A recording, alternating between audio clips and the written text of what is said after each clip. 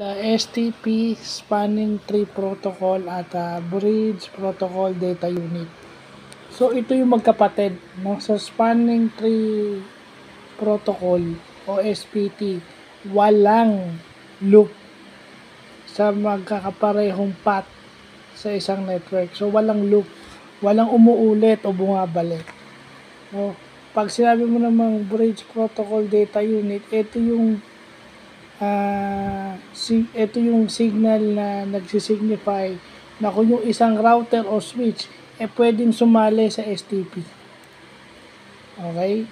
Kasi may device yung Cisco dito na tinatawag na yung FastGuard. So wala na yung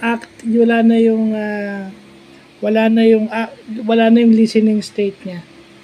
Kumbaga, pag napasama na siya. Wala nang acknowledge yun. Mas mabilis. Guarded na agad. So, basta pinadadaan na lang niya. So, yun.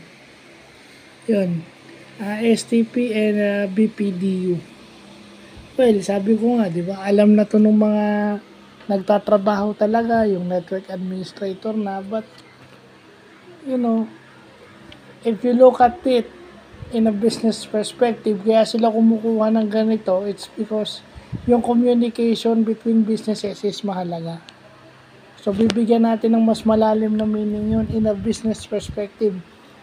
Yung communication, yung transaction dapat mabilis. So, dito pumapasok yung STP, Spanning Tree Protocol, at yung BPDU o yung Bridge Protocol Data Unit.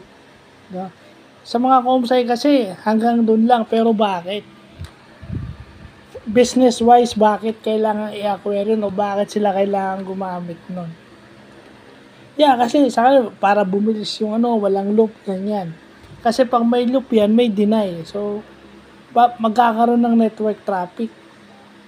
Pag magkaroon ng network traffic, yung transaction nila, whether online or yung local area network transactions nila or wide area network transactions nila, mabagal dahil may mga loops.